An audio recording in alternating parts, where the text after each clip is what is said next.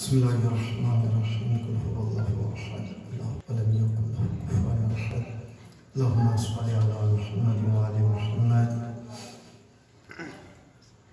अऊज़ु बिल्लाहि मिनश शैतानिर रजीम बिस्मिल्लाहिर्रहमानिर्रहीम अल्हम्दुलिल्लाहिल्लज़ी जअला मकान शिय्यतिल हक़्क़ि अलिय्या वसय्यरहुम लिखलीलिही इब्राहीम फी ज़ालिकल इस्मि समिय्या वस्सलातु वस्सलाम वतहिय्यतु वल इकराम अलल मबऊसी बिल हक़्क़ि नबिय्या वल मुस्तफ़ा बिरिसालति नजिय्या अला अब्दिल मुअय्यद व रसूलिल मुसद्दद वल महमूदिल अहमद आनी अबी ज़हरा व अबिल क़ासिम मुहम्मद वालिहि तय्यबीन ताहिरीन अल-मासूमीन अल-मज़लूमीन अल्लज़ीना अज़हबल्लाहु अन्हुमुर रिज्स व तहहरहुम तत्हीरा बिलानतुल्लाहि अला आदाइहिम व मुनकिरि फ़ज़ाइलिहिम व गासिब हुकूकिहिम मिन यौमि अदावति इला क़ियामि यौमिद्दीन अम्मा बअदु फ़क़द क़ाला सुब्हानहु व तआला फ़ी मुहकमि किताबिहिल मजीद व क़ौलुहुल हक़्क़ बिस्मिल्लाहिर्रहमानिर्रहीम ला तहसबन्नल्लज़ीना कफ़रू अन्नमा नुमली खैरुल लहुम इन्नमा नुमली लियज़दादू इस्मा व लहुम अज़ाबुम मुहीन। सल्लल्लाहु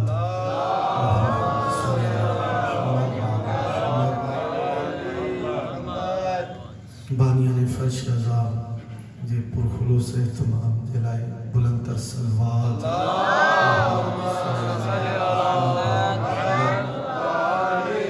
मौके समेत जे जे हिन मिंबर हुसैनी तां ड्यूटी ॾिनी आहे या ॾींदा ऐं तमामनि जी शिरकत ऐं जुमला इबादत जी क़बूलियत वास्ते बुलंदतर सलवात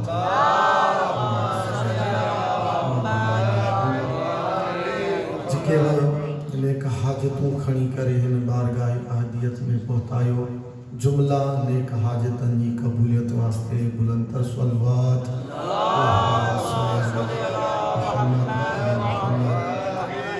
हुज्जते ज़हूर खुदा जी ताजील वास्ते बुलंदतर सलवात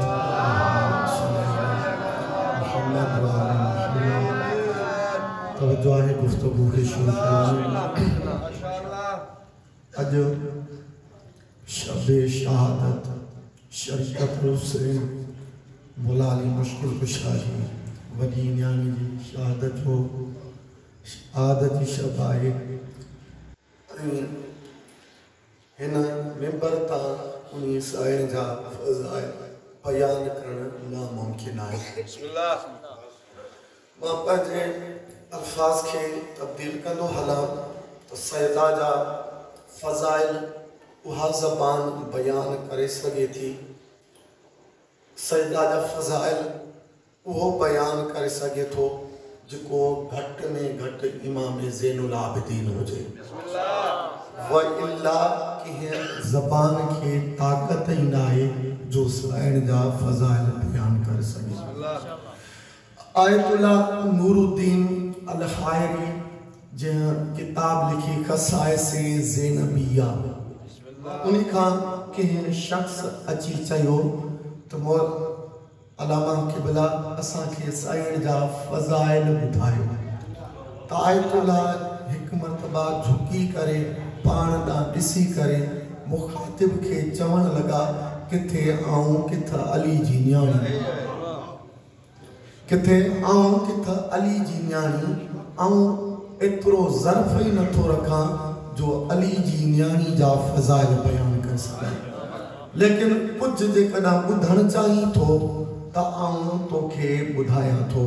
जेकॾहिं तूं सवाल कयो आहे त सवाब जी ख़ातिर आऊं कुछ जुमला तोखे ॿुधाइण चाहियां थो। आयतुल्लाह चयोसि जेकॾहिं साईं जा फज़ाइल ॿुधण थो चाहीं त आयतुल्लाह थो चए त इन्नहा नूदा अलियल वजूद। जेकॾहिं ॿुधण थो चाहीं त ॿुध जेकॾहिं नादे अली खे को वजूद हुजे हा तो उन्ही वजूद जो नालो ज़ैनब हुजे।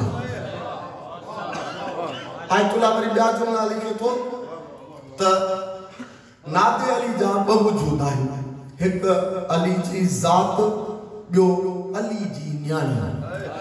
जेकॾहिं नादे अली रसूल चए तो उन्ही जो वजूद अली आहे, जेकॾहिं नादे अली हुसैन चए तो उन्ही जो वजूद ज़ैनब आहे। वरी अॻिते आयतुल्लाह चएसि जेकॾहिं ॿुधण थो चाहीं तो बीबी जी फज़ाइल फज़ीलत मूं हक़ीर खां ॿुधण थो चाहीं तो ॿुध त फ़इन्नहा फिल इस्लामी का सूरतिल जहदे व का सूरतिल अखलास फिल कुरान।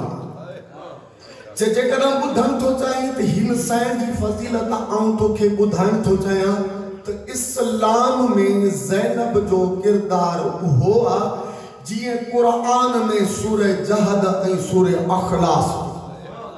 सूरह जहद सूरह काफ़िरून खे चयो वेंदो आहे, सूरह अखलास कुल हो अल्लाहु अहद ऐं हू सूरह कुल या अय्युहल काफ़िरून।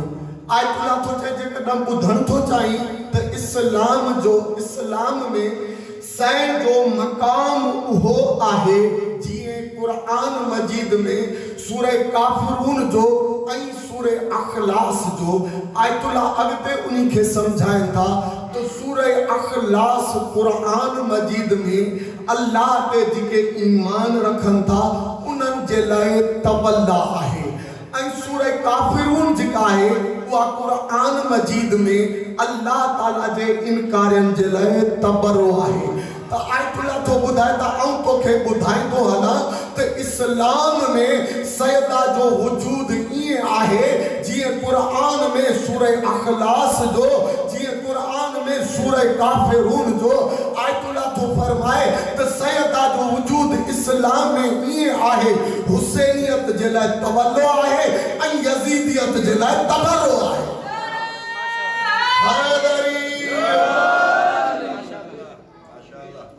अजीब साईं आहे, मां पंहिंजे लफ़्ज़नि खे अञा मटायां। ही उहा साईं आहे ऐं जेकॾहिं इन्ही खे हदीस जो रूप हुजे हा त ही अहिड़ी हदीस आहे जंहिंखे 5 क़ुराननि पालियो आहे। तहारत जे 5 क़ुराननि जे साईं खे पालियो आहे, उन्ही साईं जो नालो सैयदा ज़ैनब आहे। पहिरियों क़ुरान मुहम्मद मुज्तबा, ॿियो क़ुरान अली मुर्तजा, टियों क़ुरान फातिमत ज़हरा, चौथों क़ुरान हसन मुज्तबा, पंजों क़ुरान हुसैन अलैहिस्सलाम। 5 तन जहिड़ा पाक जी औरत खे, जी न्याणी खे परवरिश करे पाले करे वॾो कनि, उन्ही जो नालो साईं ज़ैनब आहे।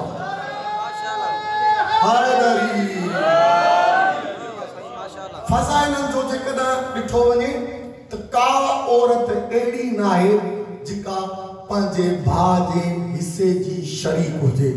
काइनात में तव्हां ॾिसंदो त असांजा 12 इमाम आहिनि, 12 इमामनि में का साईं अहिड़ी न मिलंदो जेका पंहिंजे भाउ जी शरीक ठही हुजे। लेकिन तारीख़ खणे ॾिसंदो त वाहिद साईं ज़ैनब सलामुल्लाह अलैहा आहे जेका वाक़िए करबला खां बाद में इमाम हुसैन जे लाइ शरीक आहे। इमाम हुसैन जे लाइ करबला जे मुआरके में जंग जी बराबर जी शरीक आहे। इमाम हुसैन जी हुसैनियत खे बचाइण जे लाइ सैदा जो आम किरदार आहे। 12 इमामनि मझा 12 इमामनि जी का भेण भाउ जे लाइ शरीक न थी सघी। वाहिद साईं ज़ैनब सलामुल्लाह अलैहा आहे जिनखे इहो लक़ब आहे शरीकतल हुसैन। ही साईं आहे। हिकु औरत आहे, एल सुन्नत सां तालुक़ अथसि, नालो आयशा अथसि। डॉक्टरियाणी हुई हुन किताब लिखियो जिजो नालो हुयो सैयदा यानी आले बेत जो जिके भी खवातीन आहिनि उन जो तज़किरो इन औरत किताब में लिखियो आहे। जॾहिं सैयदा सैन बिनते अली जे बाब में पहुचे थी तो चए थी तो मूं जॾहिं सैयदा जे किरदार के पढ़ियो, सैयदा जी गुफ्तार के पढ़ियो, सैयदा जी जिंदगी के पढ़ियो, सैयदा जे अमल के पढ़ियो तो खुदा गवाह आहे कायनात में फातिमा का सवा मूंखे ज़ैनब जो को हमसर नजर न आयो। मुझे ना सैयदा जा फज़ाइल पढ़न शुरू कया, लिखन शुरू कया तो कायनात में वाहिद औरत आहे जिका मूंखे ज़हरा में बराबर शरीक नजर आई। या औरत लिखे थी तो मां जॾहिं साईं जा फज़ाइल लिखम तो मूंखे इनी जहिड़ो कि जो पी नजर न आयो। जॾहिं फज़ाइल लिखण शुरू कयमि त इनी साईं जहिड़ो कि जो नानो नजर न आयो। जॾहिं आउं फज़ाइल लिखण शुरू करे ॾिनमि त इनी साईं जहिड़ा कि जा भाउ नजर न आया। ऐं जॾहिं फज़ाइल लिखण शुरू कयमि त ही वाहिद औरत आहे जी जो इमामत में अहिड़ो किरदार आहे, अहिड़ो किरदार आहे कि औरत जो इमामत में अहिड़ो किरदार नजर न आए। जॾहिं दरबार यज़ीद में फज़ाइल तो पढ़ा सैयदा जा यानी या मुसन्निफ़ा लिखे थी जहिड़ो हसब, जहिड़ो नसब, जहिड़ो किरदार, जहिड़ी गुफ्तार, जहिड़ो तरीक़ो, जहिड़ी शरीयत, जहिड़ो इख़लास, जहिड़ी उथड़ी, जहिड़ी वेड़ी, जहिड़ी शरीयत, जहिड़ी तरीक़त, जहिड़ी मार्फत सैयदा खे मिली कायनात में कि औरत खे न मिली। जॾहिं बीबी ज़ैनब सलामुल्लाह अलैहा दरबार यज़ीद में पहुती, तवज्जो मुंहिंजी तरफ़ होण घुरिजे, दरबार यज़ीद में पहुती तो सफ़ीर रूम सवाल कयो तो ही असीर केर आहे। सफ़ीर रूम यज़ीद का सवाल कयो तो ही असीर केर आहिनि। तो यज़ीद फ़ख्र सां चवण लॻो तो हिकु बाग़ी हुयो जंहिंखे आउं क़त्ल कयमि, जंहिंखे आउं ख़त्म कयमि। ही उन्ही जा बक़ाया जात आहिनि जिन्हनि खे आउं असीर करे दरबार में वठी आयो आहियां। जनाब सैयदा ज़ैनब सलामुल्लाह अलैहा जॾहिं यज़ीद जा इहे अल्फाज ॿुधा तो सफ़ीर रूम खे चवण लॻी तो तूं यज़ीद खां असांजो हसब नसब छा थो ॿुधी, तूं यज़ीद खां असांजे बारे में छा थो पुछी। जेकॾहिं पुछणो अथई तो मूंखां पुछ त असां केर आहियूं। बीबी ज़ैनब सलामुल्लाह अलैहा चए थी जद्दी सैयदुल अंबिया, अबी सैयदुल औसिया, उम्मी सैयदतुन निसा, अखी सैयदुल शुहदा। जेकॾहिं ॿुधण थो चाहीं त आउं केर आहियां, जेकॾहिं ॿुधण थो चाहीं त रसियन में असीर केदड़ कहिड़ी औरत आहे त ए सफ़ीर रूम ॿुध आउं उहा आहियां जिजो नालो सैयदुल अंबिया आहे, जिजो वालिद सैयदुल औसिया आहे, जिजा भाउ सैयदुल शुहदा आहिनि, जिजी वालिदा सैयदतुन निसा आहे। असां सरदार घराणे में पलिया आहियूं, असीं ख़ुदि सरदार आहियूं, असांजो निढो वॾो सरदार आहे। इहो जेको तख़्त ते तोखे शराब जे नशे में धुप नज़र थो अचे पाण बि गुलाम आहे, गुलाम जो पुटु आहे। कमाल फज़ाइल आहिनि सैयदा जा। तो लिखे तो या औरत लिखे थी तो फ़इन्नहा ख़साइसुल फ़ज़ाइल तो सैयदा ज़ैनब सलामुल्लाह अलैहा फज़ाइलन जो निचूड़ आहे। अजीब जुमलो आहे तो सैयदा ज़ैनब सलामुल्लाह अलैहा फज़ाइलन जो निचूड़ आहे। तो फज़ाइल ॾिसजनि त रसूल खुदा जा बि घटि न आहिनि। रसूल खुदा बि फज़ीलत, मौला अली मुश्किल कुशा बि फज़ीलत। जेकॾहिं ॾिठो वञे सैयदा ज़हरा सलामुल्लाह अलैहा उहा बि फज़ीलत। जेकॾहिं ॾिठो वञे इमाम हसन ऐं हुसैन खे इहे बि फज़ीलत। लेकिन तारीख़ में कंहिं आइमा अतहार जे लाइ अहिड़ो जुमिलो नथो मिले जेको सैयदा ज़ैनब सलामुल्लाह अलैहा जे लाइ मिले थो। त इहा औरत लिखे थी फ़इन्नहा ख़लीसतुल फ़ज़ाइल। ही औरत उहा आहे, सैयदा ज़ैनब उहा आहे जेका फ़ज़ाइल जो निचूड़ आहे। हैदरी क़िबला साईं जी सेहत जो सलामती जे लाइ बुलंद सलवात।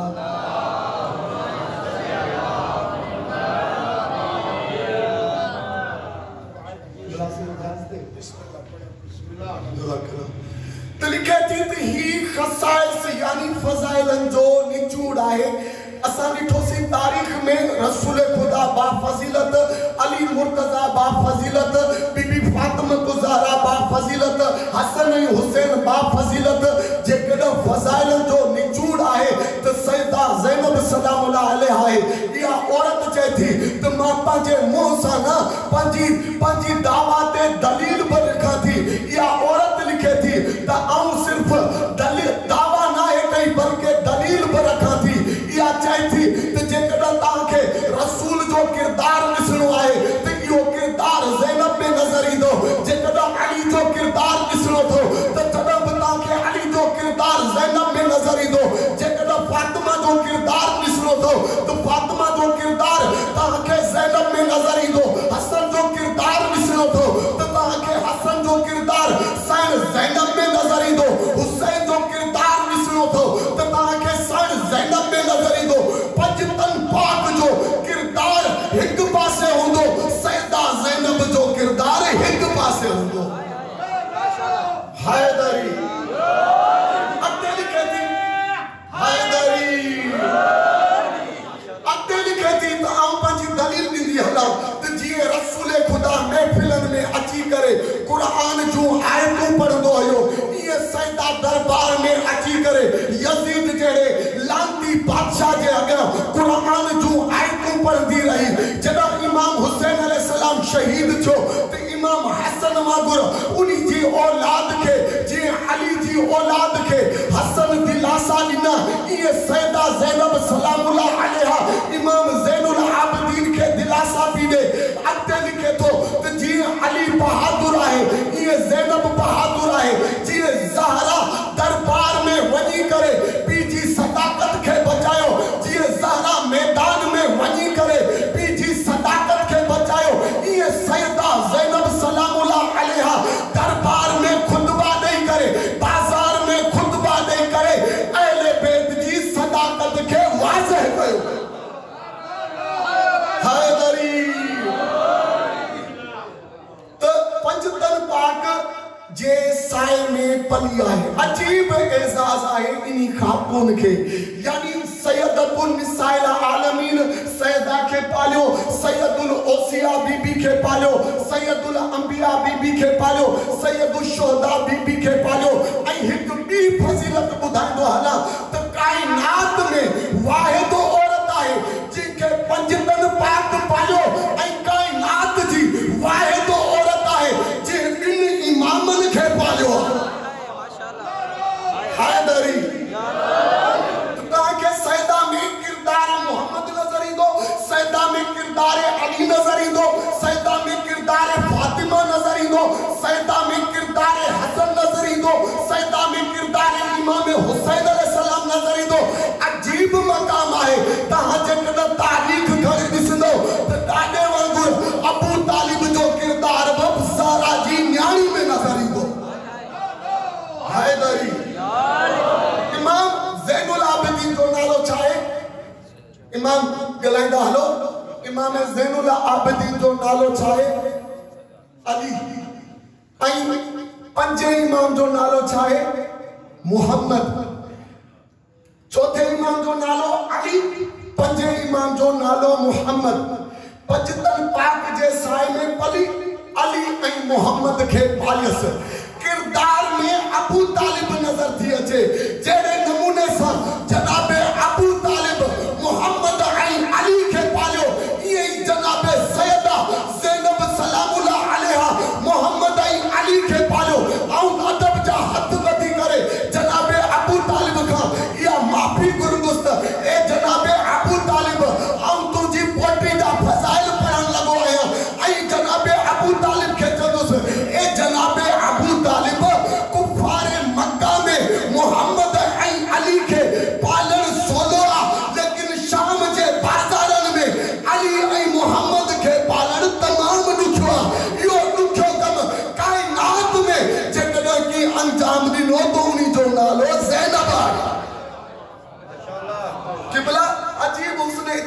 थे कि अबू तालिब ने भी अली को और मोहम्मद को पाला और सैयदा ने भी अबू तालिब की तरह मोहम्मद और अली को पाला।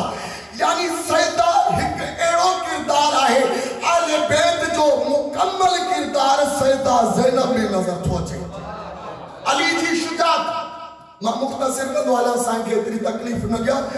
अली जी शुजात ऐं ज़ैनब जी शुजात हिका जनाब मौला अली अलैहिस्सलाम के जालिम ते वार कंदो हुयो वो काफिर बराबर बिन हिस्सन में तक़सीम थींदो हुयो।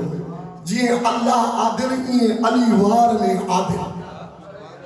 कदा कदा इए बगैर तलवार जे बि मौला अली मुश्किल कुशा विढ़ंदो हुयो काफिरन ते मौत तारी थी वेंदी हुई। ऐं सैयदा ज़ैनब सलाम अलैहा खे ॾिठो वञे त कॾहिं हथ में तलवार खयसि न। तो हिते कीअं बीबी सैयदा अली जे किरदार शुजात में बराबर थे। तवज्जो मुझे तरफ मौला अली मुश्किल कुशा शबे हिजरत जदा वार कंदो हुयो त अगे खे बराबर तक़सीम कंदो हुयो। लेकिन बीबी एक बीबी खूबसूरती मौला अली मुश्किल कुशा जी शुजात जी इहा है त जदा मौला अली अलैहिस्सलाम बगैर वार जे ब काफिरन के मौत दे छंदो हुयो। जदा शबे हिजरत रसूल खुदा अमानतू दई करे मौला अली मुश्किल कुशा के पंहिंजे बिस्तर ते भी सुमारियो। जदा उठियो जदा सुतो तो मोहम्मद हुयो उठियो तो अली हुयो। काफिरन जे मुहन में आंगरू अची हुयो।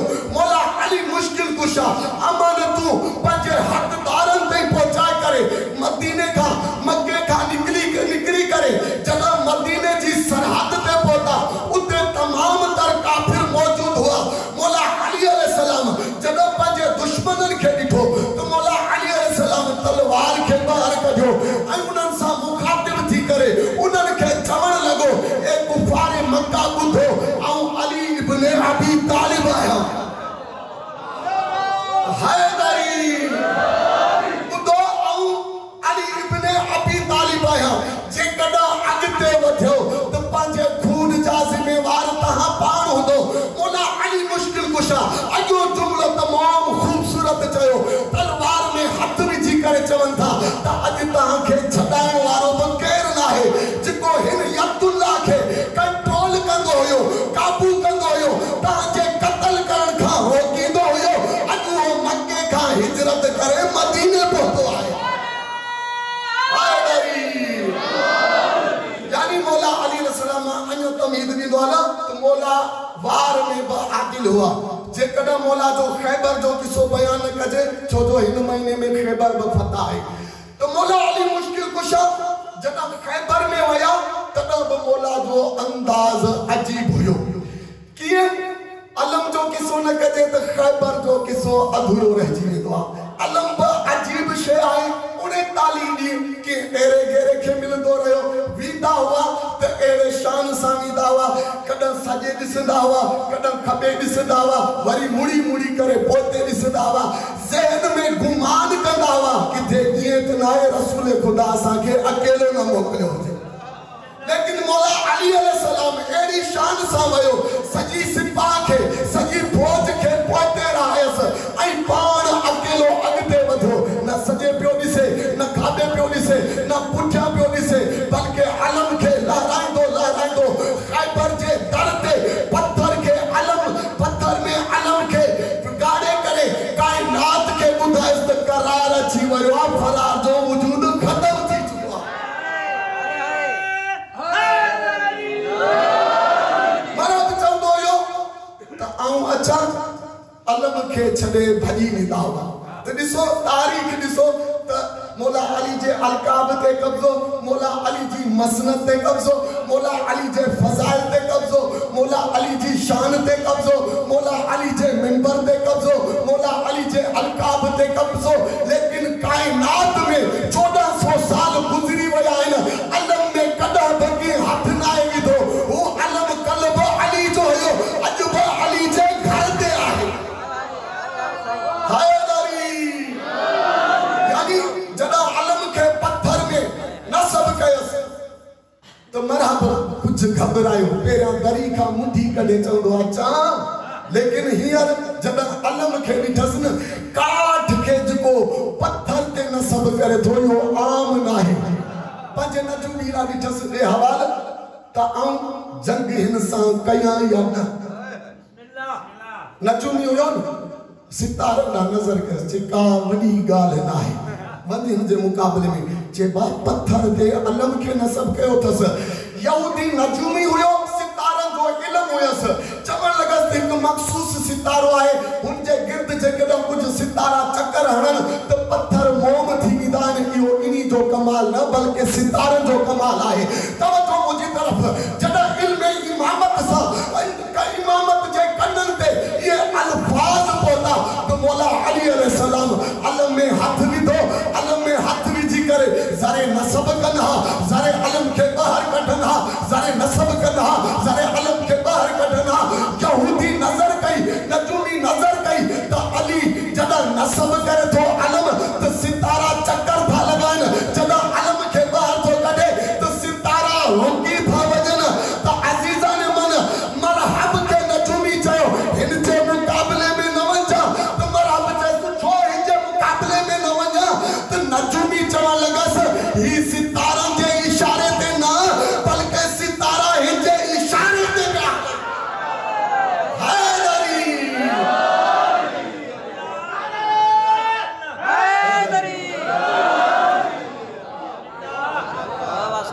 तारीख़ जा जुमला न जाना है एक बुजुर्ग आयसि यानी बार खां ॾिनी थो यानी बुजुर्ग शैतान जे रूप में अची सके थो लेकिन सब बुजुर्ग शैतान न हूंदा आहिनि यानी शैतान इहो बुजुर्गी वारो शरीफ़ी वारो रूप धारे सके थो त शैतान आयसि अॻियां त यानी जॾहिं बि कंहिं शख़्स खे बर्ग लाइ जेकॾहिं को बि शख़्स कंहिंखे इन्ही ॻाल्हि ते उकसाए त वञ अली जे मुक़ाबले में अली जी मुखालफ़त कर त उन्ही खे इंसान न बल्कि शैतान सम्झंदो आयो ॿाहिरि निकिरी आयो मुक़ाबलो करण आयो ऐं मुख़्तसिर कयो किसो तव्हांजो ॿुधल आहे मौला अली अलैहिस्सलाम ॾिठसि हथ में ॿ तलवारूं ज़िरहूं ॿ पातल हर शइ ॿ हुयसि घोड़े ते अकेलो मरहब हुयो जॾहिं मौला अली अलैहिस्सलाम ॾिठो ॿ तलवारूं ॿ नेज़ा ॿ मयानूं ऐं ॿ ज़िरहूं मौला अली अलैहिस्सलाम आदल हुयो जॾहिं अॻियां आयसि त मरहब खे चयसि कलमो पढ़ त मरहब चयो त मां पाण ते पंहिंजूं यहूदी औरतूं खिलाइण नथो चाहियां यानी अरब हुयो पर औरतनि जी खिल खां ॾाढो ॾिजंदो हुयो जीअं असां वासवाणा ॾिजंदा आहियूं ॾिजण लॻो ऐं चए जेकॾहिं कलमो नथो पढ़ी त पोइ वापसि हलियो वियो जे वापसि बि कोन वेंदुसि जेकॾहिं वापसि नथो वञी त मरण जे लाइ तयारु थी वञे त मौला अली मुश्किल कुशा ते हमला कंदो रहियो मौला अली हमलनि खे रोकींदो रहियो मौला अली खे हर शइ ॿ नज़र आई तलवार हलाए पियो तॾहिं बि तलवारूं ॿ नज़र पियूं अचनि सिरहूं बि ॿ नज़र पियूं अचनि जॾहिं आदिल इमाम आदिलाना वार कयसि सिरहूं बि ॿ हुयूं ऐं तलवारूं बि ॿ हुयूं जॾहिं वार हेदरे करार हलियो त जॾहिं ज़मीन ते पहुतो त मरहब जा बि बाद थी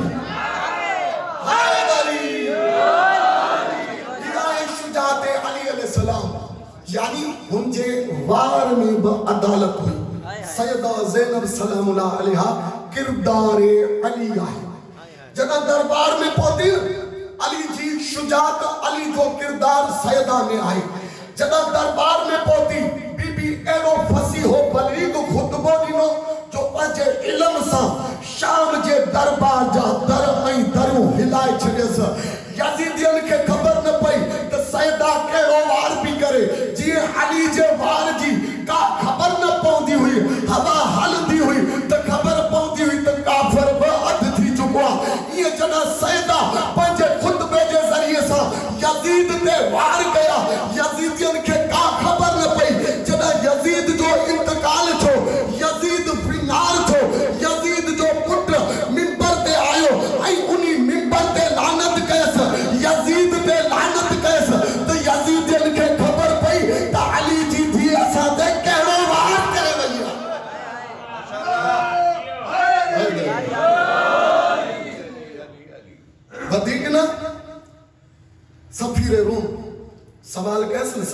सर तव्हांखे चयो त ही बागी आहे त सैदा चयोसि बागी न, मुंहिंजो नानो सरदार अंबिया, मुंहिंजो बाबो सरदार ओसिया, मुंहिंजी अम्मा सरदार निसा, मुंहिंजो भाउ सैयद शोदा, शोदान जो सरदार। त जॾहिं इहो बीबी तारीफ़ कराए करे पोइ बाद में चवण लगी ते ए सफीर रूम मुखे बुधा त कुरान मजीद में अल्लाह ताला बिन शजरन जो जिक्र कयो आ, एक शजर खबीसा जो, बियो शजर तैयबा जो, एक शजर तैयबा जो, बियो शजर खबीसा जो। सफीर रूम के अली जी न्याणी मुखातिब थी करे चई थी ए सफीर रूम इनी तख्त ते वेठल इनी यजीद का पुछ त शजर तैयबा केर आहिन। जॾहिं सफीर रूम यजीद का सवाल कयो ए यजीद बुधा त शजर तैयबा जा वारिस केर आहिन, शजर तैयबा केर आहिन। त यजीद पंहिंजो सिर हेठ कयो, इमाम सैयदुस साजिदीन पंहिंजो सर बुलंद कयो। सैयदा हिक मर्तबा सफीर रूम के मुखातिब करे चई थी ए सफीर रूम बुध जेको शजर खबीसा आहे उनी जो सर अज हेठ आहे, जेको शजर तैयबा आहे इमामुल ज़ैनुल आबिदीन आहे, ॾिसो उनी जो सर फखर सां बुलंद आहे।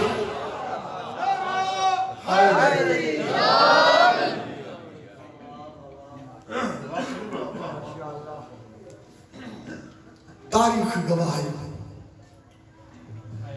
सदा जो नालो ज़ैनब ॿ माना आहिनि जो किताबनि में मिलनि छो। अरबी में वरतो वञे त पी जी ज़ीनत, ऐं जेकॾहिं इब्रानी में वरतो वञे त घणो रोइण वारी। सन 6 हिजरी अली जी न्याणी ज़हरा जी झोली जी ज़ीनत थी। झोली में आई न अख न खोले सो रोइण शुरू करे बस। बीबी ज़हरा पंहिंजी न्याणी खे ख़ामोश कराइण जी वॾी कोशिश कई। उसकुती या बेनती ए मुंहिंजी न्याणी ख़ामोश थी वई, लेकिन तारीख़ जा जुमला आहिनि त सैदा ख़ामोश न थी। फिज़ा के मोकिल फिज़ा वञ मुंहिंजे बाबा खे वठी आ, रहमत लिल आलमीन आहे, रहमत जा हथ रहमत भरी न्याणी ते घुमाए ख़ामोश थी। आयो रसूल खुदा रहमत वारी न्याणी खे रहमत भरियल हथनि ते खणी करे बोसा ॾेई करे चएसि थो उसकुती या बिनती ए मुंहिंजी न्याणी चुप कर। लेकिन अली जी न्याणी जा ॻोढ़ा न रुकिया। आयो मौला अली मुश्किल कुशा पंहिंजे हथ ते खणियसि, सीने सां लॻायसि, चुमियूं ॾेई करे चवण लॻोसि उसकुती या बिनती ए मुंहिंजी न्याणी चुप कर। लेकिन अली जे हथनि ते बि ज़ैनब चुप न कयो। एतिरे ते कमसन इमाम हसन अलैहिस्सलाम आयो, पंहिंजे हथनि ते खयसि, चवण लॻसि भेण हसन जे हथनि ते आई आहीं, मां तुंहिंजो वॾो भाउ थी करे तोखे हुकम थो कयां उसकुती या उखती मुंहिंजी भेण चुप कर। लेकिन तारीख़ जा जुमला आहिनि सैन ज़ैनब चुप न कयो। 2 सालनि जो इमाम हुसैन अलैहिस्सलाम अचे थो, पंहिंजी भेण खे सीने सां लॻाए थो, रोई करे चवसि थो उसकुती या उखती ए